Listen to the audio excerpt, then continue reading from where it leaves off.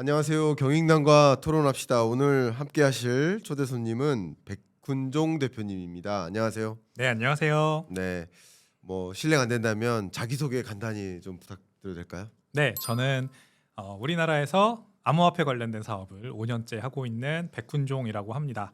백훈종의 전지적 비트코인 시점이라는 유튜브 채널 운영하고 있고, 그리고 백훈종 비트코인 사용 설명서라는 책도 최근에 출간을 했습니다. 잘 부탁드립니다. 제가 잘 부탁드리겠습니다. 트럼프 2.0 시대를 이제 눈앞에 두고 있습니다. 네, 비트코인 또 사업가로서, 코인 사업가로서 트럼프 2.0 시대를 좀 그래도 기대하시는 분이시겠네요. 네, 엄청 기대하고 네, 있습니다. 많은 코이너들이 관심 있어 하지 않습니까? 그렇죠. 네, 일단 이 코이너로서 혹은 코인 사업가로서 네. 트럼프 2.0 시대 하면 딱 떠오르는 단어, 떠오르는 어떤 기대감 어떻게 표현해 보실 수 있을까요?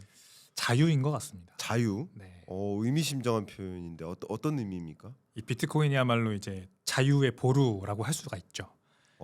뭐 저는 이제 전부 전체 암호화폐를 다 암호화폐다라고 생각하진 않습니다. 네, 비트코인을 가장 좋은 암호화폐라고 생각하는데 그 이유가 이제 비트코인이야말로 진정한 탈중앙화된 네트워크고 기술이기 때문이거든요. 네, 그래서 탈중앙화라는 건 결국 개인의 자유, 권리를 보장해주는 하나의 일단 기술적인 그런 혁명이라고 생각합니다. 네. 그 기술적인 혁명으로서 암호화폐가 그리고 비트코인이 이제 대중에게 어필을 하는 것이고, 그래서 이제 비트코인이 전 세계 많은 사람들에게 이용이 되고 있는 거죠.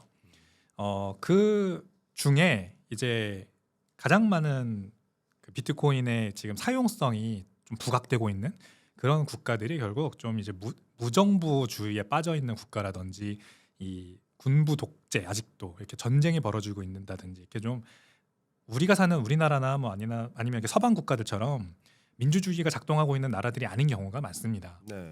그러니까 이 사람들이 이 미래를 조금 희망과 낙관할 수 있는 어떤 좋은 수단으로서 비트코인을 자꾸 사고 보유하고 여기 투자를 하는 거거든요. 근데 미국이 물론 전 세계 최대 강대국이고 선진국이긴 하지만 그동안 많이 분열됐었어요. 특히 이제 뭐 이번에 대선 때 주요 쟁점으로 떠오른 여러 아젠다들을 보면 뭐 다양성, 포용성, 그다음에 인종 그런 것들도 많이 이제 떠올랐죠. 근데 이런 것들이 어떤 가정을 해치고 전통적인 기독교 윤리관으로 이제 대표되던 미국이라는 나라의 어떤 도덕과 질서를 해치는, 그거에 반하는 그런 정책들이 이제 민주당 쪽에서 많이 이제 계속해서 밀어붙였단 말입니다. 근데 이제 트럼프는 그런 것들을 안 하겠다. 나는 다시 그 옛날의 자유로운 기독교가 기독교 율법이 이제 보편적인 도덕으로 적용받는 세상으로 미국을 다시 회귀시키겠다. 이런 어떤 아젠다를 가지고 있기 때문에 자유를 다시 개인의 자유와 권리를 신장하고, 그 다음에 이제 그래서 비트코인 공약 중에 가장 대표적인 게 이 셀프 커스터디라고 하죠. 비트코인을 개인이 직접 개인 지갑에 보관할 수 있는 것을 합법화하겠다라는 공약이 그래서 나오는 거거든요. 그래서 이게 굉장히 비트코이너들에게는 미국뿐만이 아니라 전 세계에 있는 모든 비트코인 투자자, 비트코이너들에게 아주 좋은, 굉장히 좋은 메시지를 전달하고 있다 생각합니다. 그래서 더 기대가 되는 부분이고요. 네, 좋은 말씀이십니다.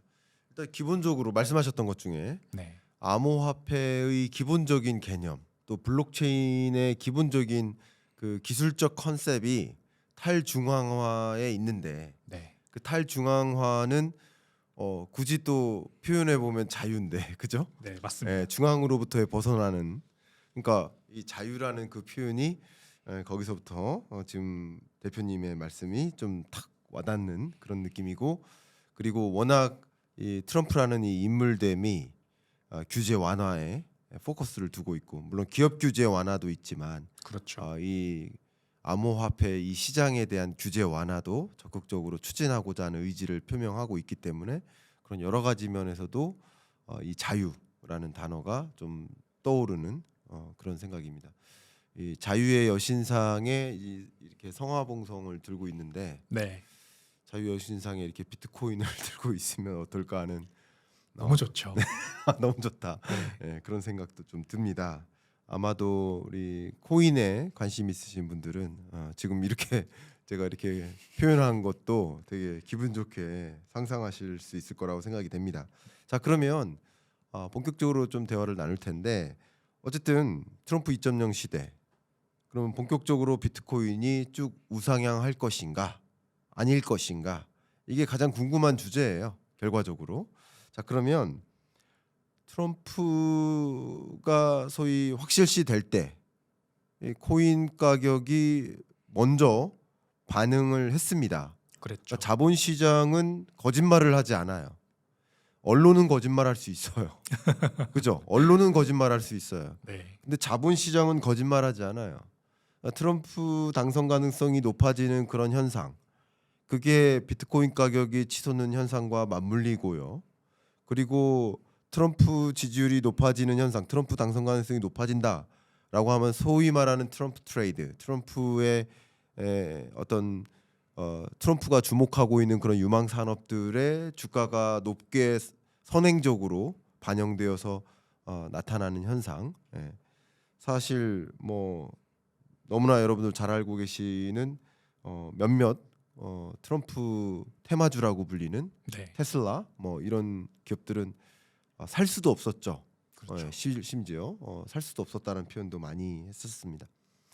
자, 그러면 단도직입적으로 질문드리겠습니다. 앞으로도 쭉 우상향할 것으로 판단하시는지, 지금 잠깐 선행성을 발휘해서 우상향했고, 그리고 트럼프가 당선이 되면 1월에 25년 1월에 당선이 되면 선행적으로 반영된 것이실 뿐, 당선되면 이제 조정을 면할 수 없을 거라고 보시는지 어떤 의견이십니까? 물론 굉장히 어려운 질문이지만 그냥 대표님의 의견을 여쭙는 겁니다. 비트코인은 이 확실히 계절성이라는 게 존재를 합니다. 네, 시즈널리티가 존재하고요. 이 시즈널리티 때문에 이 보통 4년 주기를 거치는 거거든요. 그래서 그 4년 주기의 마지막 해가 바로 내년입니다. 그러니까 비트코인 가격이 저점에서 고점까지 오르는 그 4년의 기간이 마지막 해가 바로 내년이라는 얘기죠. 그 지난 3번의 반감기, 그러니까 이번이 4번째 반감기였는데 지난 3번의 반감기에서 비슷한 4년 주기 패턴이 계속 반복되어서 확률적으로만 따지자면 이제 이번에도 비슷한 패턴이 반복된다면 이 본격적으로 비트코인 가격이 급상승을 해서 신고점을 형성하고 떨어지기 시작하는 게 내년 말 정도가 될 거라고 일반적으로 이제 전문가들은 예상을 합니다. 트럼프 대통령의 당선은 이제 항상 반복되었던 이 반감기가 있는 그 해에 있는 아주 주요한 이벤트 중에 하나입니다. 미국 대선이요. 네, 그래서 항상 이제 4년마다 한 번씩 비트코인의 반감기가 찾아오는데 그 같은 해에 항상 미국 대선이 있었어요. 근데 이제 기억하시겠지만 지난 대선은 바이든 대통령이었고 그 전 대선은 모두 이제 오바마 대통령이 당선이 됐었죠. 오바마 대통령이 2회 연속 당선이라든지 아니면 바이든 대통령, 트럼프 대통령 당선도 2016년에 있었군요. 오바마 2회, 트럼프, 그 다음에 바이든, 그 다음에 이번 다시 트럼프죠. 그러니까 오바마와 트럼프, 그 다음에 바이든 이 세 번의 대선은 엄청나게 큰 변동성이랄 게 사실 없었습니다. 오바마에서 트럼프로 정권이 넘어갈 때는 너무도 급작스럽긴 일이긴 했죠. 근데 그때는 비트코인에 대한 인식 자체가 너무 크지 않아서 비트코인 가격에 영향을 미칠 만한 그런 사실 이벤트라고 볼 수가 없었고요. 근데 트럼프에서 바이든으로 정권이 넘어갔던 이제 팬데믹 때는 코로나 팬데믹 때는 많은 여론조사라든지 아니면 사람들의 인식이 이미 바이든 대통령 당선을 거의 확실시하고 있었어요. 그러다 보니까 이 비트코인 가격에 영향을 미치는 게 상당히 제한적이었거든요. 근데 이번에는 2024년에는 미국 대선이 불확실했어요. 엄청 불확실했습니다. 이 랜드슬라이드 윈이라고 주장했던 트럼프 쪽에 주장이 있었던 반면 민주당 쪽에서는 이제 해리스 당선이 거의 확실하다고 완전히 극으로 갈렸었거든요. 그러다 보니까 이제 이 대선이 끝나자 불확실성이 거치면서 극도로 고조됐던 불확실성이 싹 거치면서 비트코인 가격이 이제 반사이익으로 막 올라가는 중입니다. 그러면 내년에도 이제 예년과 같은 반감기 사이클이 그대로 적용될 수 있다고 저는 생각해요. 네, 그래서 이 불확실성이 거치고 좀 이제 예측 가능한 그리고 다소 희망적인 그 전보다는 훨씬 희망적인 그런 경제 환경이 펼쳐진다면 이제 비트코인으로 많은 자금이 흘러 들어갈 수 있는 상황이라는 거죠. 저는 이제 아쉽지만 아쉬운 부분이라고 생각하지만 여전히 대부분의 이 비트코인 투자자분들은 비트코인을 위험 자산으로 생각을 하시지 않습니까? 네. 아마 뭐 나스닥 ETF 한 2배, 3배 레버리지 정도 되는 상품쯤으로 생각하시고 이 소액 투자하시는 분들이 대부분일 거라고 생각을 합니다. 네. ETF가 나왔다고 해도 그건 마찬가지거든요. 네.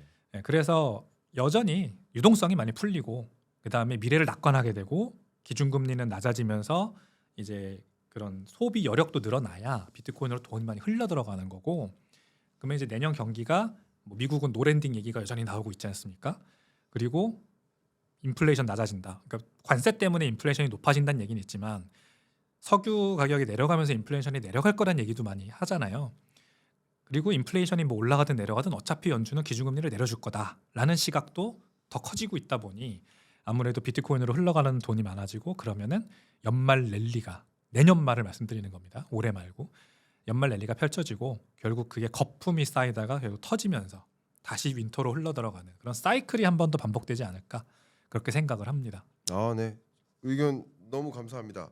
일단 기본적으로 말씀해 주셨던 것들이 트럼프가 아니다 하더라도 그리고 역대 정부도 마찬가지 트럼프가 아니다 하더라도 밤감기를 놓고 보면 그 통계상 2025년 연말이 되면 반감기와 함께 역대급 뭐 고점에 이르는 것이 통계적으로는 그렇게 추정이 된다라는 의견이시고 첫 번째. 네, 그리고 트럼프의 어떤 정책의 드라이브를 같이 고려한다면 또 더더군다나 더 그런 현상이 있을 수 있다라는 의견을 주신 것 같아요. 여기 네. 두 가지인 겁니다. 그러면 이 두 가지에서 일단 반감기는 이제 여러분이 충분히 이해하신 것 같고요.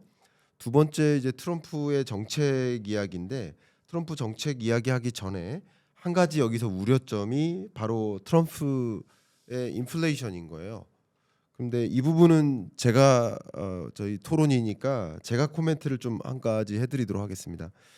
트럼프 인플레이션 부분에 대해서는 저는 개인적으로 트럼프 인플레이션이 오지 않는다에 좀 초점을 두고 있는 사람 중에 하나예요. 네, 의외로 왜냐하면 바이든이 인플레이션 때문에 정권을 마감하는 인물입니다. 네, 트럼프는 그리고 아까 우리가 사석에서 우리가 이 촬영을 하기 전에 어떻게 트럼프 2.0이라는 책을 당선 결과가 발표되기 전에 이 책을 발간하셨느냐, 이 오태민 교수님을 포함한 이 4명이 어떻게 이 책을 썼느냐, 이것은 사실은 트럼프가 당선이 될 거라고 전망을 한 거거든요. 네. 근데 나머지 세 분도 박세익 전무님도 박정호 교수님도 오태민 대표님도 이 전망에 동의를 했는데 동의를 할 때 각자의 전망한 근거가 있겠죠.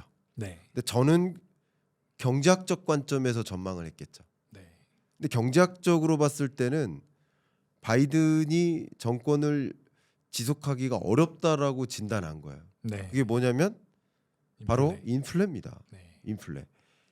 이런 극심한 41년 만에 찾아온 인플레가 나타난 배경이 바이든 행정부고요. 네, 그리고 바이든 행정부는 자유롭지 못해요. 네. 왜냐하면 바이든 행정부 동안에 소위 대대적인 인플레가 나타났고 사실 러우 전쟁을 종식시키지도 못했고 러우 전쟁 때 경제 제재를 가했고 경제 제재 이후에 또 급격히 에너지 가격을 중심으로 인플레가 야기됐었죠. 그렇죠. 그리고 트럼프는 그걸 맹 비난했어요. 네, 맞습니다. 유세 기간 동안.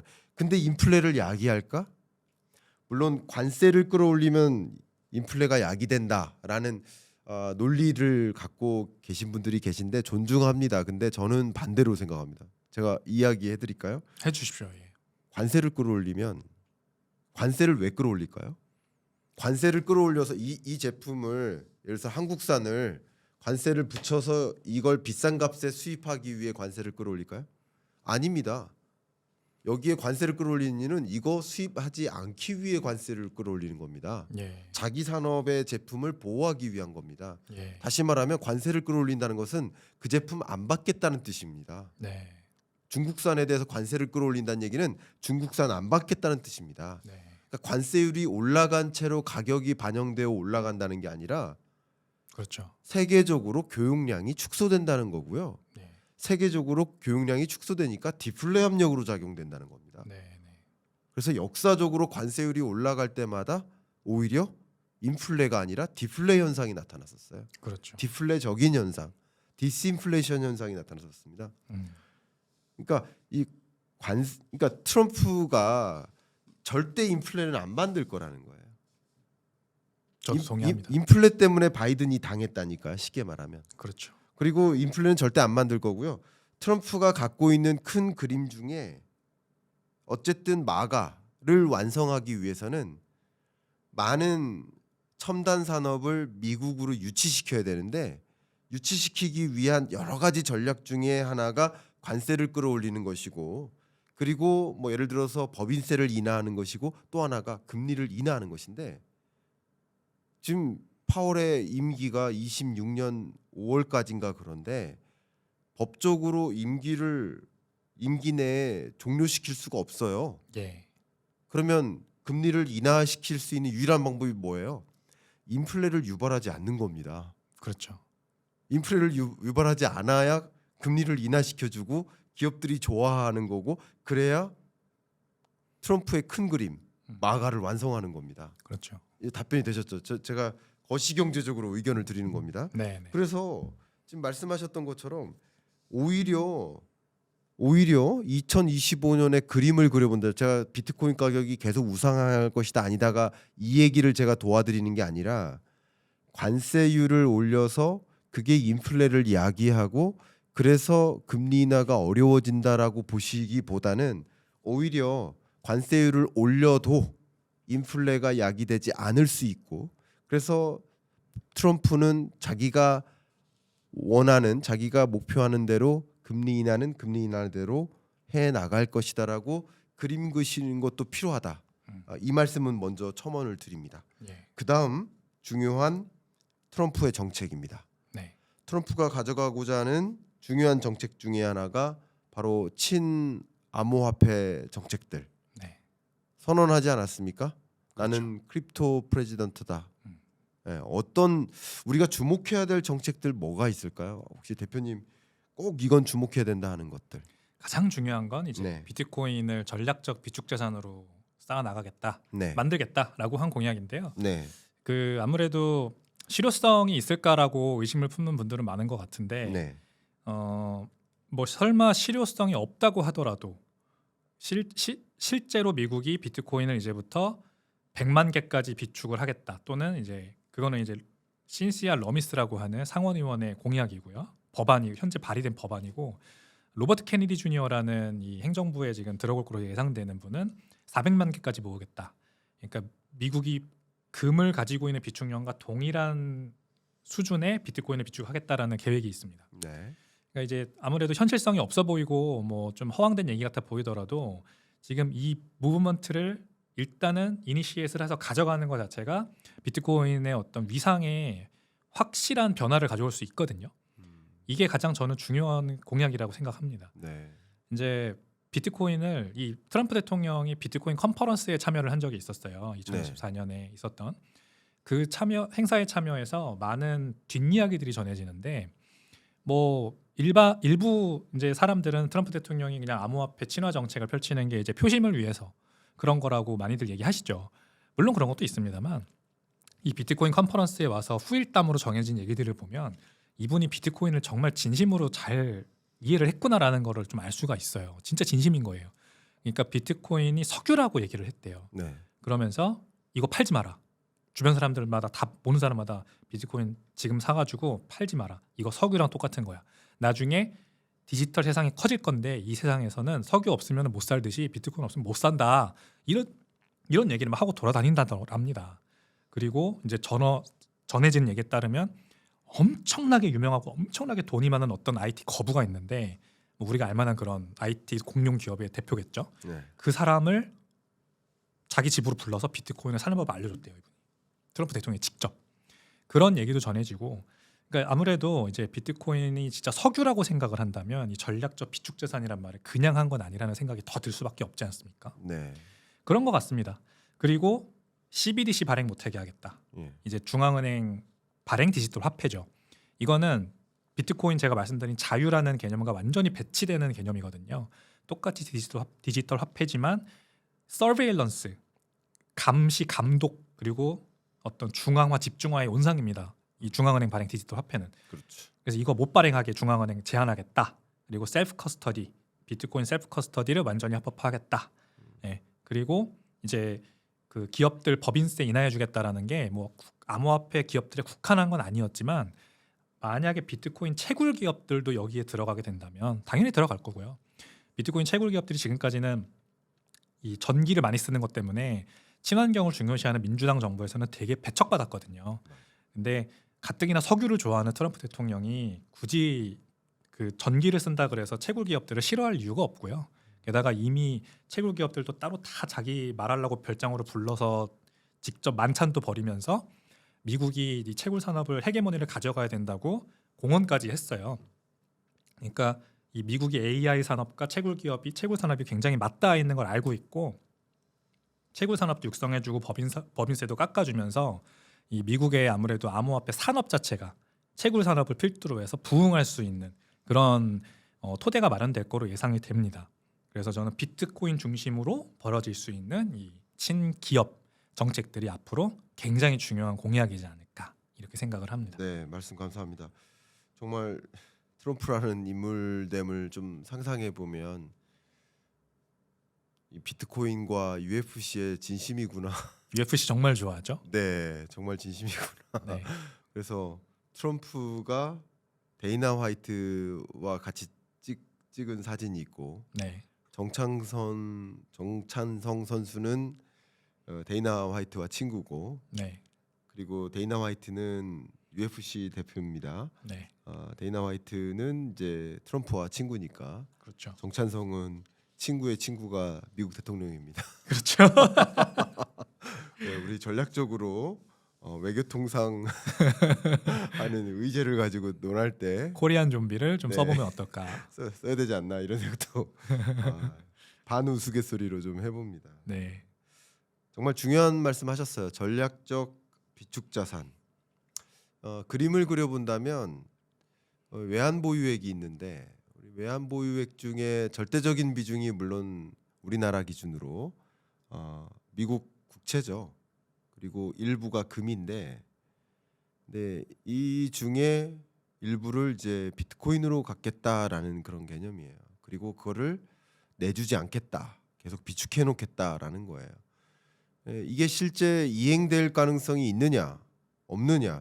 근데 어쨌든 레드 수입으로 왔기 때문에 가능성은 좀 높아졌다라고 볼 수 있는 거고요. 첫 번째, 법적으로 이제 이게 이행이 될 건지에 대해서는 이제 한번 따져봐야 되겠지만, 그러나 그런 액션을 취해 나갈 가능성이 있다라는 것은 어쨌든 이 자본시장에서는 긍정적으로 작용할 가능성이 있겠다고 볼 수는 있겠네요. 적어도 이게 이행될지 여부는 몰라도, 그죠? 그렇습니다. 근데 이행될 거라고 보세요?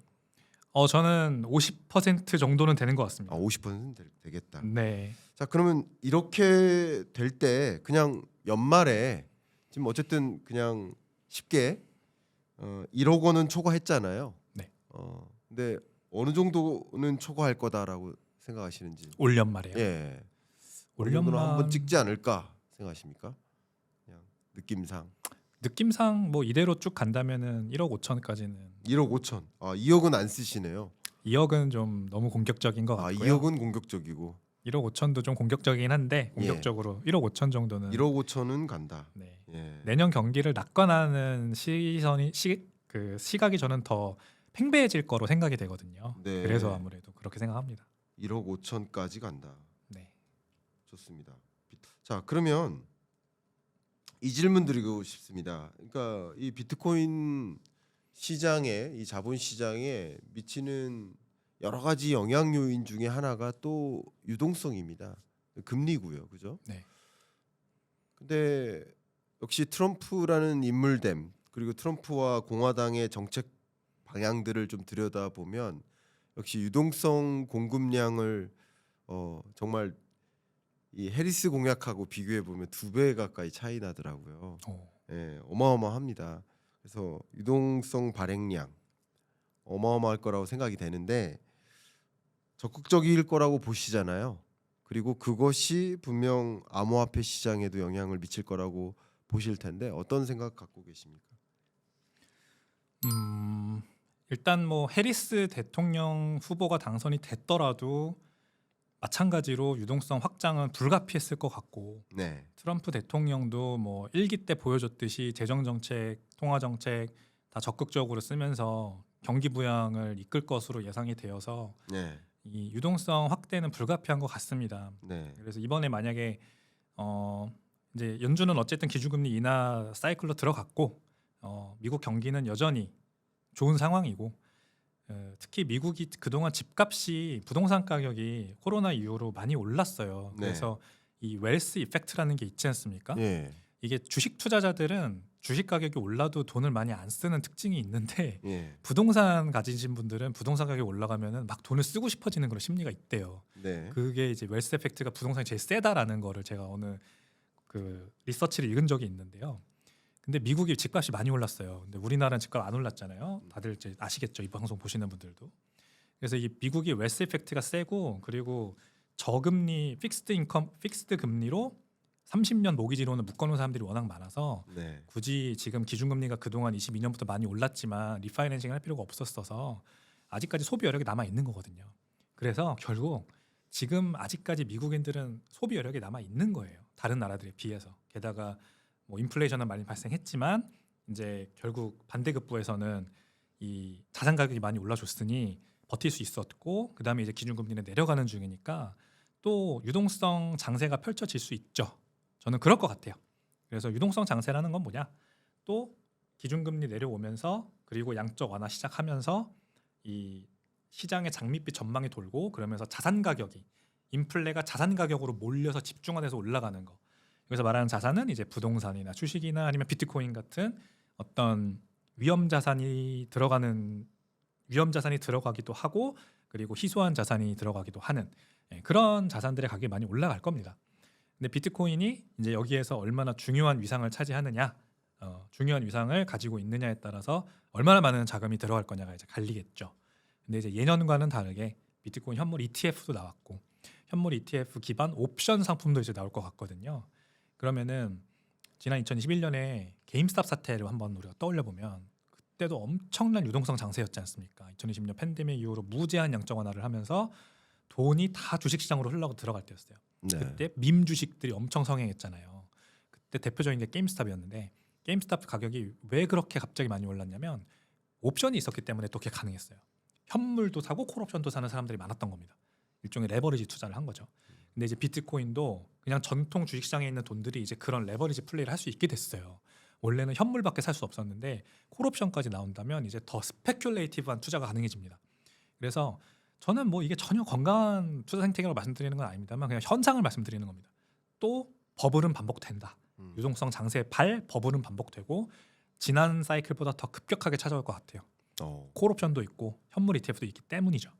그래서 전체 주식시장 미국 주식시장만 47조 달러가 있고 비트코인 시장은 지금 1.4조 달러가 있는데 사이즈 면에서 47조 대 1.4조 달러니까 상대도 안 되지 않습니까? 이 47조 달러의 자금이 주식시장의 자금이 그 같은 주식시장에 있는 비트코인 ETF로 들어올 수 있는 가능성이 여기 떨어져 있는 비트코인 거래소에 있는 시장으로 넘어오는 것보다 훨씬 쉽고 훨씬 마찰이 적어서 많이 넘어올 거로 예상이 됩니다. 글로벌 유동성 장세발 버블이 다시 온다. 다시 올 수밖에 없다. 역사는 반복될 수밖에 없다. 이런 말씀이신 것 같아요. 그러면요, 제가 저 의견 한번 드려보겠습니다. 저희가 네. 어쨌든 경인남과 토론합시다. 네. 그래서 토론이어서 네. 인터뷰가 아니어서 제가 반문도 드리고 이렇게 하거든요. 네. 기본적으로 24년, 25년을 저는 경제전망서에서 피봇의 시대라고 저도 정의를 했고 점진적으로 금리를 인하하는 시대 맞습니다. 근데 2020년, 21년은 완화의 시대로 정의할 수 있을 만큼 대대적으로 금리 인하하는 시대. 네. 근데 24년, 25년은 점진적으로 금리 인하하는 시대. 그러니까 급하게 서둘러서 금리 인하하는 시대랑은 좀 다르다. 네. 그래서 매우 점진적으로 2026년까지 이르러 이렇게 천천히 그러니까 수도꼭지를 푼다, 연다라고 한다면 20년은 갑자기 팍 열어가지고 물 꽉 채우는 느낌인 거고 네. 24년, 25년은 천천히 풀어서 욕조의 물을 뭐 하루 종일 천천히 받는 느낌인 거죠. 음. 그러니까 유동성 장세에 맞긴 맞지만 그 유동성이 천천히 흘러간다 이렇게 볼 수 있겠고 그래서 이 어쨌든 수도꼭지를 트는 건 트는 겁니다. 이게 자본시장 혹은 코인 시장의 부정적인 건 아니에요. 피벗은 네.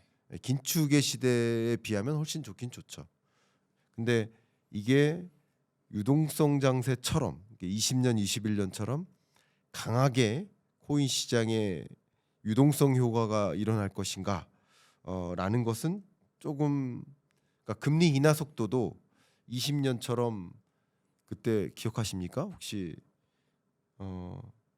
팬데믹 경제 위기 와가지고 이번 주 목요일 날 FMC 회의가 있었어요. 정식 회의가. 네. 근데 일요일 날 갑자기 긴급 소집 회의를 열어가지고 그냥 B컷으로 금리를 인하합니다.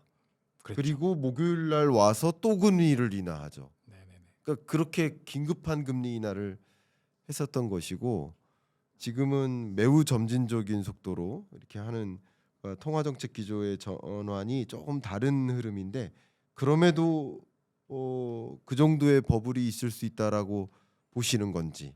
그렇습니다. 그럼에도 왜냐하면 통화 정책은 그렇게 점진적으로 가겠지만 재정 정책이 더 고삐 풀린 상태로 지금 진행될 것 같아요. 네, 이제 미국 정부 부채가 늘어나는 속도가 지난 3개월 동안 1조 달러가 풀렸거든요. 네, 늘었거든요.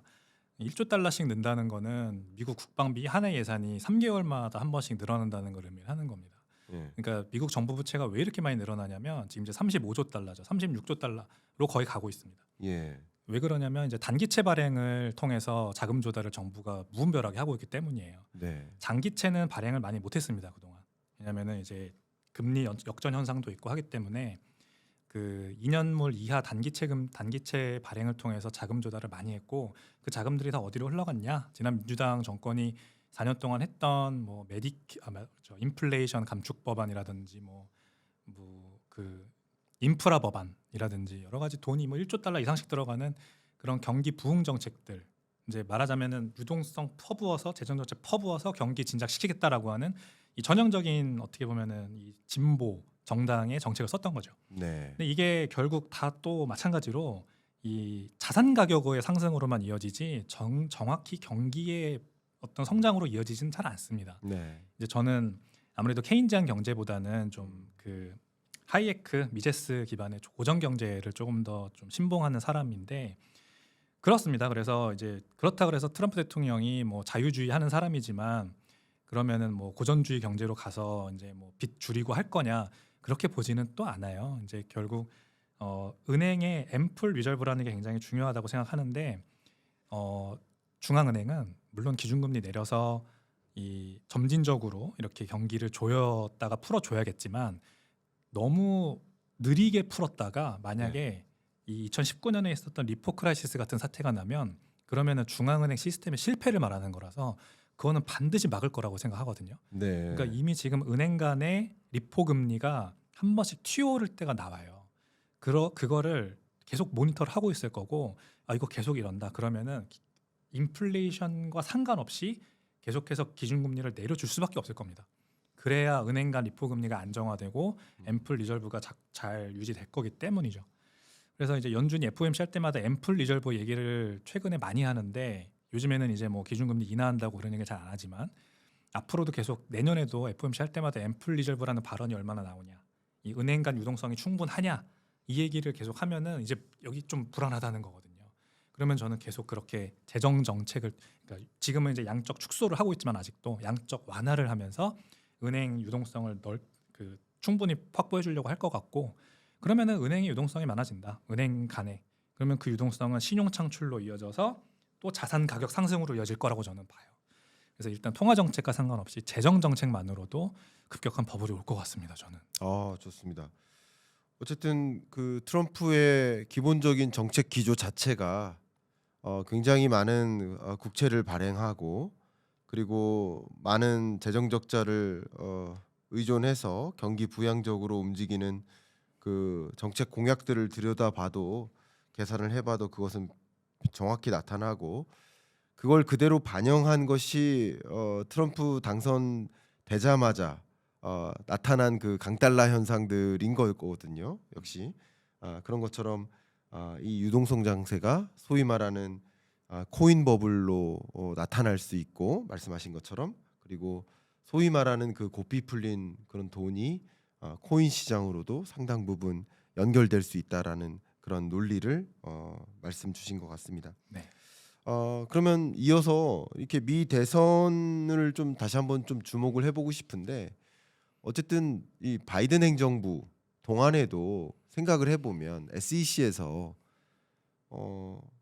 이 코인을 ETF 승인도 해줬잖아요. 그렇죠. 그러니까 어떻게 보면 이 비트코인에 대해서 부정적인 정부는 아니었거든요. 그렇죠. 역시 해리스도 정책 공약들을 들여다보면 우리 코인 배제하겠다 뭐 이런 거 아니거든요. 물론 정치인이기 때문에 이 코인 투자자들을 이제 표로서 인식을 한다면 배제하려는 움직임은 할 수도 없는 것이고 또 그동안의 바이든 행정부의 움직임도 생각해 보면 코인 시장에 나름 프렌들리하게 움직여 왔는데 그런데 굉장히 재밌게도 코인 하면 트럼프고 해리스 하면 반코인 뭐 이런 식으로 인식되어 왔던 건 사실이에요. 그리고 그게 어느 정도는 미 대선에 영향을 줬다라고 평가를 합니다. 이 대선 결과를 놓고 어떻게 혹시 대표님은 해석을 하셨습니까? 음, 대선 결과 자체만 놓고 보면 저는 굉장히 환영했고요. 네, 이 비트코인 관점에서 보면 더 환영할 일이었죠, 당연히. 네, 왜냐하면은 이제 민주당 정권 바이든 행정부 시절에는 이 게리 겐슬러 SEC 의장이 아무래도 MIT 교수 시절부터 재직 시절부터 비트코인은 그냥 원자재 상품이고 이더리움은 증권성이 있다라는 얘기를 다 해왔기 때문에 그런 정책을 SEC에 그대로 도입할 게 너무나도 명확했어요. 그러니까 비트코인은 따로 딱히 이렇게 제재할 만한 그런 대상이 아니었다는 거죠. SEC 입장에서 자기네 관할이 아니다. 근데 나머지 암호화폐들은 이제 말하자면 에너미 오브 더 스테이트인 거죠. 미등록 증권인데 저렇게 무분별하게 발행되고 유통된다. 이거는 제한해야 된다, 제재해야 된다 하면서 무작위로 기소를 막 때리고 하지 않았습니까? 네, 근데 저는 게리 겐슬러 의장이 제 친구라고 생각하진 않지만 제 적의 적이기 때문에 친구라고 생각하는 거죠. 저는 비트코이너거든요. 저는 나머지 암호화폐들을 다 지지하지는 않습니다. 그래서 비트코이너로서 비트코인을 제대로 평가해주고 나머지 암호화폐들은 미등록 증권으로 기소해주는 게리 겐슬러를 나름 응원했어요. 하지만 이제 전혀 규제 친화적인 인물이 아니기 때문에 그 관료주의 말하자면 어떤 그런 뷰라크라시의 온상이기 때문에 새로운 인물로 바뀌는 것도 아주 좋은 결과가 나올 거라고 생각합니다. 이번에 트럼프 행정부 시작되면. 근데 만약에 해리스가 당선이 됐으면 더 심해졌을 거예요. 그나마 바이든 대통령은 암호화폐에 큰 뜻이 없었고 뭐라 그럴까? 저는 바이든 대통령이 그렇게까지 이렇게 어떤 이념이 왼쪽에 엄청 치우쳐진 인물은 아니었다고 생각합니다. 해리스와 비교하면. 네, 근데 해리스는 더 왼쪽으로 치우쳐진 사람이라서 정말 개인의 자유를 심하게 억압했을 것 같아요.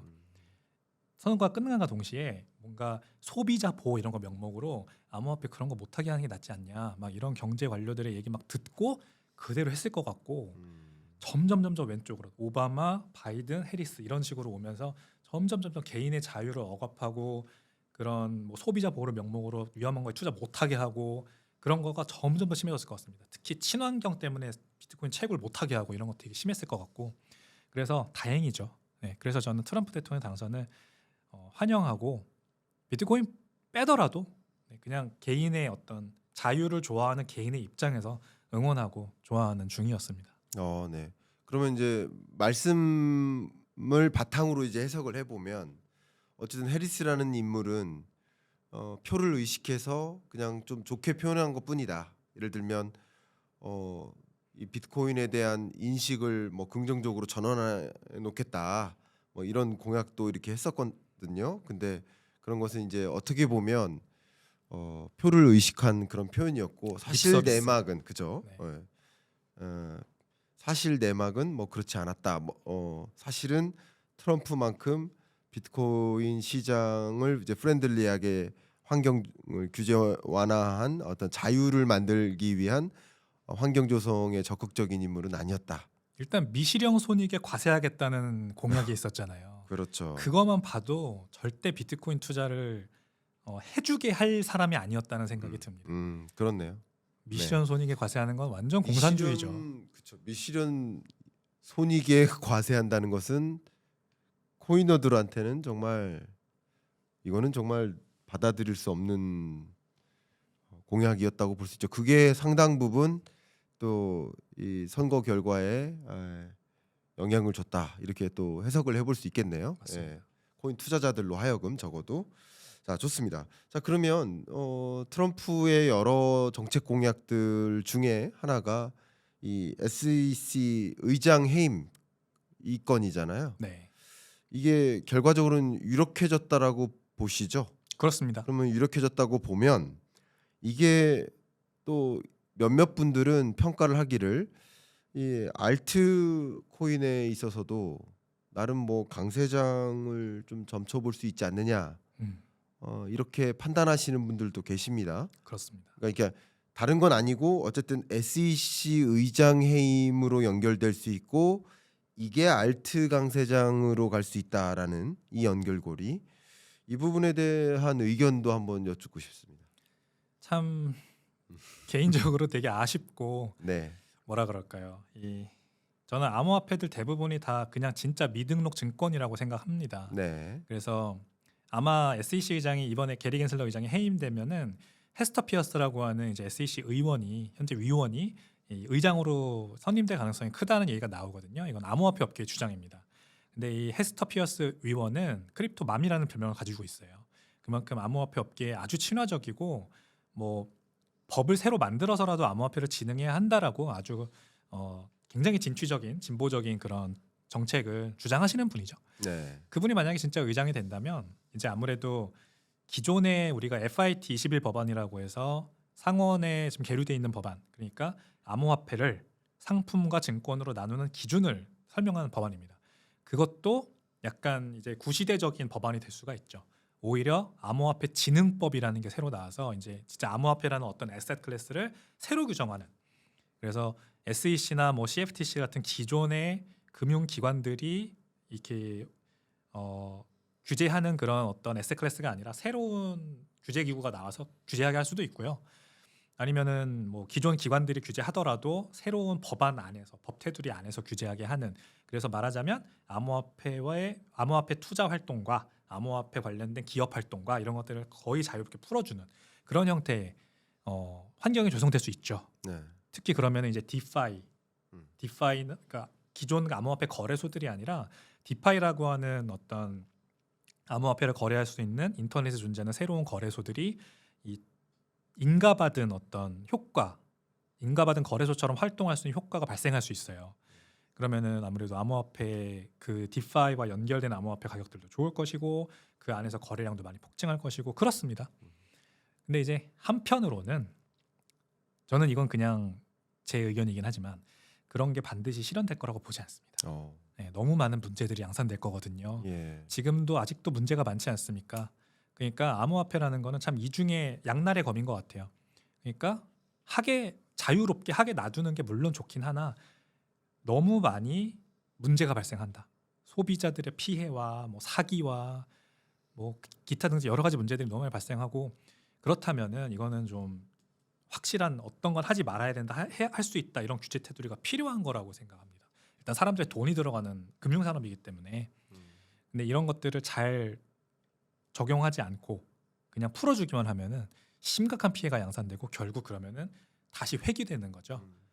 나가던 게 다시 후퇴해서 회귀할 수도 있는 그런 가능성. 그래서 저는 오히려 좀 약간 비관적으로 보는 거죠. 네, 그렇게 안 되기를 바라고 비관된 전망을 좀 할 수밖에 없는 그런 상황인 것 같습니다. 네. 제가 코인 그 전문가 분들을 이렇게 뵐 때 두 가지로 이제 분류를 하는데 네, 코인 이제 투자자 그리고 코인 필로소퍼. 네. 근데 약간 코인 필로소퍼에 가깝다라고 느껴지는데 정말요? 맞습니까? 모르겠습니다. 약간 그쪽에 더 가깝다고 느껴집니다. 예. 네, 생각을 해본 적은 없지만 예. 그렇게 불러주시니 기분이 좋네요. 뭐 필로소퍼라는 말이 듣기 좋아서 그런지. 오태민 교수님이 네네. 그 분류에 들어가거든요. 네네네. 그렇죠. 예, 예, 본인도 스스로 그렇게 말씀하시고 네. 그러니까 이게 투자 가치가 있으니까 갖는 게 아니라 음, 그냥 코인은 그냥 평생 갖고 있는 거다라고 음. 하는 그런 철학적인 말씀 많이 하시죠. 예, 예, 그러셔서 더 그래서 감사합니다. 네. 네, 좋습니다. 네, 지금까지 2025년 트럼프 2.0 시대가 올 때 그러면 어떤 모습이 그려질까? 이 코인 시장에 어떤 모습이 그려질까를 가지고 좀 이야기를 많이 나누고 있는데 다소 지금까지는 이제 투자 가치 관점에서 그림을 그려본 거예요. 네. 다소 그죠? 그리고 제도적 환경의 변화가 어떻게 되고 그게 투자 가치를 어떻게 끌어올릴까? 뭐 이런 관점에서 좀 생각을 해봤던 거예요. 네. 근데 저는 이 투자 가치 이외에 사용 가치도 좀 생각을 해봐야 될 것 같아요. 오. 네, 왜냐하면 사용 가치까지 부여되면 또 다른 퀀텀 점프가 있을 수 있는 겁니다. 예, 그러니까 예를 들면 우리 처음 대화를 1시간 전에 시작할 때 개인의 지갑에 넣어준다. 네. 라는 관점 그리고 소위 지급 결제 수단으로서 코인이 의미가 부여된다. 뭐 중국의 CBDC 같은 그죠?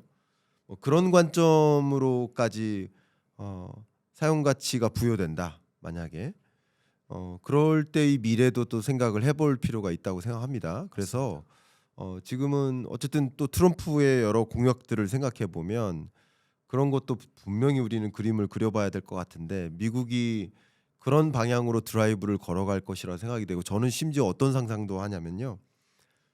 매년 1월에 라스베이거스에서 열리는 CES에서도 네. 어쩌면 코인의 어떤 사용 가치를 부여하는 오. 아젠다가 열릴 수도 있지 않을까. 왜냐하면 트럼프 시대에 맞게 오. 예, 할 수도 있겠다라는 생각도 하고요.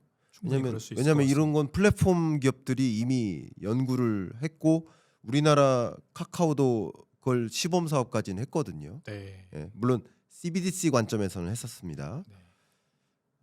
그렇기 때문에 이 사용 가치의 변화도 우리는 생각을 해봐야 되기 때문에 어떻게 생각하십니까? 트럼프 시대에 어떤 제도적 관점의 변화가 같이 움직이고 더군다나 레드 수입으로 지금 전개가 됐기 때문에 그럴 여력은 더 많아졌다라고 볼 수 있겠는데 어떻게 의견을 갖고 계십니까? 트럼프 행정부의 어떤 입장에서 바라보면 트럼프 2.0이라는 관점에서 바라보면 저는 중국이라는 국가를 견제하는 게 이 트럼프 대통령이 제일 과제인 것 같아요. 네, 근데 그 안에서 비트코인의 역할이 엄청날 거라고 생각합니다. 네, 이 중국이 지금 부동산 경기 폭망 그리고 주가 뭐 요즘 사실 조금 살아나고 있긴 합니다만 지난 5년 동안 흘러내렸기 때문에 아직도 갈 길이 멀죠. 네, 근데 뭐 부양책을 지금 1조 위안 규모 그리고 그 이상을 발표했습니다만 얼마나 더 부양책을 발표할 수 있을지 그게 저는 좀 약간 의심이 되거든요. 네, 부동산 거품 때문에 발생한 경기 성장이었다면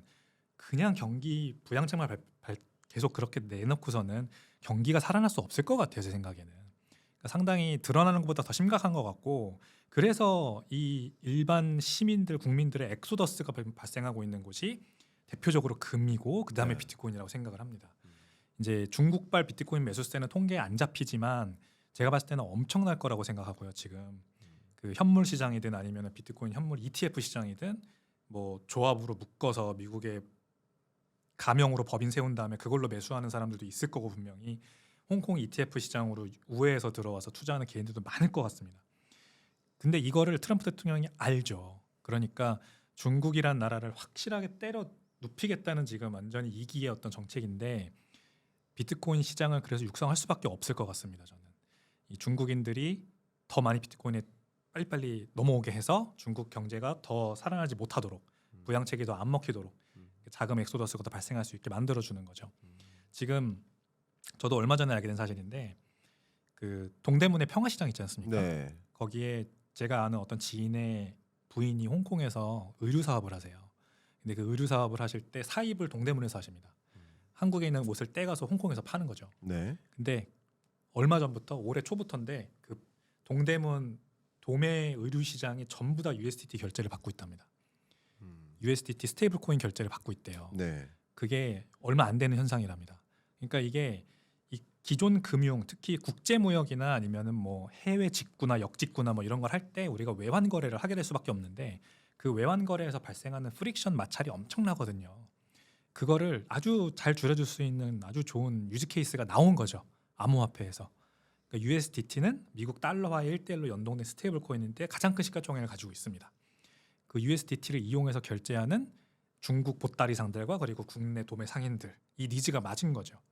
우리나라 도매상들은 달러 투자 어차피 좋잖아. 원화 대비해서 달러 계속 절상되는데 그러면은 달러로 결제 받고 싶고 이 보따리상들은 달러에 대한 접근성이 없죠. 일단 중국 사람들이기 때문에. 그러니까 뭔가 제3의 화폐로 결제를 하고 싶은데 USDT가 그래서 좋은 거고 그 니즈가 맞으니까 암호화폐 결제가 지금 빈번해진 거예요.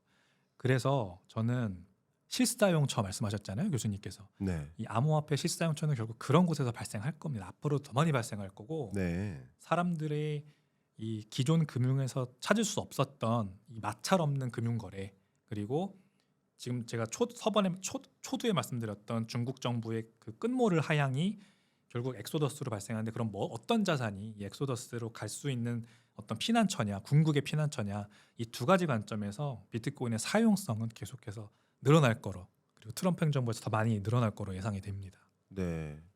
정말 미국이 중국을 겨냥하고 있고 네. 트럼프의 마가의 궁극적인 골 중에 하나가 중국을 고립시키는 것인데 고립시키기 위해서는 중국으로부터 돈을 다 이탈시켜야 되고 중국으로부터 돈을 빼내기 위한 큰 그림을 그리는 데 있어서 말씀하셨던 것처럼 비트코인이 하나의 수단이 될 수 있겠다. 결국 중국의 돈을 끌어오는 데 있어서 비트코인을 사용할 수 있겠다. 중국이 비트코인을 끌어모으고 있고 결국 중국의 돈을 미국으로 이동시키는 그런 수단으로서 생각해 볼 수 있겠다. 이런 그림도 굉장히 중요한 의미를 부여할 수 있겠다라는 생각도 해볼 수 있겠습니다. 예. 자, 마지막으로 이런 질문 드려보고 싶습니다. 어쨌든 24년은 굉장히 중요한 비트코인에 있어서의 의미가 부여된 해입니다. 우리 대표님이 머리를 이렇게 멋있게 올빼가셔가지고 네. 비트코인스러운 굉장히 멋있는 약간 감사합니다. 그 홍콩 배우 같은 약간 아유 멋있는 외모신데 교수님이야말로 훨씬 훈남이신데요 무슨. 그러신데 사실 자고 일어나시면 이 정도는 아니시잖아요. 당연하죠. 무너져 있습니다. 농담 삼아 이렇게 말씀드립니다. 저는 이제 비트코인의 ETF 승인을 이렇게 비유를 하고 있거든요. 아 네. 그러니까 잠옷 입고 있던 비트코인이 어. 턱시도를 입었다라고 표현을 합니다. 어. 의미 부여를 할 좋은 때. 비유십니다. ETF 승인은 소위 제도권 안에 들어오게 했다라는 것을 그렇게 표현했고요. 첫 번째는 그 의미고 두 번째는 이제 비트코인을 투자할 때 직접 투자할 수도 있지만 간접 투자도 할 수 있게 시장을 열어놓은 거니까 더 많은 돈이 비트코인으로 들어올 수 있게 열어놓은 거다. 이렇게 두 가지 관점에서 의미 부여를 저는 하고 있거든요. 네. 근데 그게 24년이 시작이었다면 25년은 어떨까를 좀 그림을 그려봐야 되거든요. 근데 미국 어떨까? 그리고 미국 외에 다른 나라들은 또 어떨까? 이런 그림에 대해서 한번 질문을 마지막으로 여쭙고 싶습니다. 이제는 조금 더 미국 내에서는 이 마이크로 스트래티지 같이 비트코인 매수 전략, 적립식 매수 전략을 펼치는 기업들 중에 더 큰 기업들이 많이 나올 것 같습니다. 네, 지금 뭐 얼마 전에는 마이크로소프트에서 이 이사회 주주총회죠. 주주총회를 했는데 이 주주들에게 안건을 냈다. 비트코인 뭐 매수 관련해서 우리가 회의를 하고 있다라는 뭐 이제부터 회의를 할 거다. 뭐 이런 내용이었나? 그런 내용도 있었고 그리고 뭐 델 컴퓨터의 마이클 델 같은 사람도 비트코인을 공개적으로 막 지지를 하고 있기도 하고 그래서 저는 미국에서는 이 기업들의 비트코인 적극적인 매수가 이제 2025년에는 더 급격하게 거세질 거라고 생각을 하고요. 글로벌하게 보면은 이제 엘살바도르 같은 비트코인을 법정화폐로 채택하고 그다음에 엘살바도르는 1일 1비트코인 매수를 하고 있습니다. 뭐 이런 이제 매수 전략을 취한다든지 아니면은 엘살바도르는 또 화산 지열을 이용해서 직접 채굴을 하고 있거든요. 국가 차원에서. 그렇게 채굴 산업을 적극적으로 인브레이스하는 나라가 또 나올 수 있다고 생각을 하고 지금 이제 물망에 올라와 있는 나라는 참고로 아르헨티나 그리고 에콰도르, 콜롬비아 뭐 이런 이제 남미 국가들이 또 있습니다. 그래서 이런 엘살바도르는 아주 조그만한 나라였단 말이죠. 근데 아르헨티나가 만약에 비트코인을 법정화폐로 도입하는 그런 뉴스가 나온다면 이것도 아마 역대급 뉴스가 될 겁니다. 그래서 2025년은 그런 것들로 많이 기대가 되는 그런 한 해다 이렇게 말씀을 드릴 수 있겠습니다. 그렇군요. 참 2025년에 이 암호화폐 영역에서 비트코인에 있어서 참 기대되는 것들이 굉장히 많이 있습니다. 물론 여전히 변동성이 굉장히 심하고 그렇기 때문에 투자 입장에서는 여러분 굉장히 신중하셔야 되고 여러분의 스스로 의사결정을 내리시는데 오늘의 이야기가 참조만 될 뿐 우리 대표님의 어떤 권유나 뭐 투자 판단을 직접 뭐 컨트롤하는 것은 절대 아니니까 여러분의 스스로의 판단에 오늘의 이야기가 참조만 되기를 좀 바라는 마음 담아서 이렇게 토론을 좀 마무리해 볼까 합니다. 1시간여 동안 이렇게 토론에 참여해 주셨는데 네. 소감 말씀 여쭙고 마무리를 할까 합니다. 오늘 처음 토론 참여해 주셨는데 어떠셨는지 한번 말씀 여쭙겠습니다. 네, 일단 이 귀중한 자리에 불러주셔서 너무 감사하고 그리고 많이 긴장했었습니다. 왜냐하면 이제 경제학 박사님이신데 제가 뭐 비트코인 얘기를 이 앞에서 하고 있는 게 사실 적당한가, 제가 적당한 인물인가 이런 고민도 하면서 긴장하면서 들어왔는데 너무 편하게 이렇게 잘 이끌어주시고 질문도 너무 센스 있으시고 또 이렇게 토론 형식으로 진행되는 형식이라서 더 편하게 임할 수 있었던 것 같아요.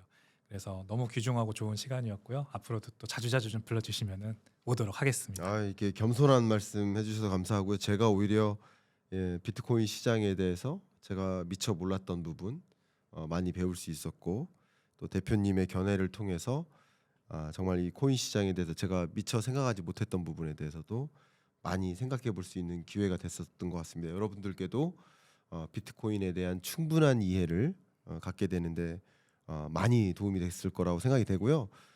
우리 대표님께서 쓰셨던 책이죠. 비트코인 사용 설명서. 9월에 발간했던 책이니까 얼마 안 됐습니다. 여러분 관심 있으신 분 보시면서 충분히 더 깊은 이해 갖기를 좀 바라고요. 또 대표님의 채널도 있습니다. 채널 링크 같이 이 책과 채널 링크 함께 고정 댓글에 이렇게 남겨드릴 테니까 관심 있으신 분들 좀 찾아가서 책과 링크 채널 한번 확인해 보시면 어떨까 의견 드리면서 이상 오늘 토론 마무리하도록 하겠습니다. 감사합니다. 네, 감사합니다. 네.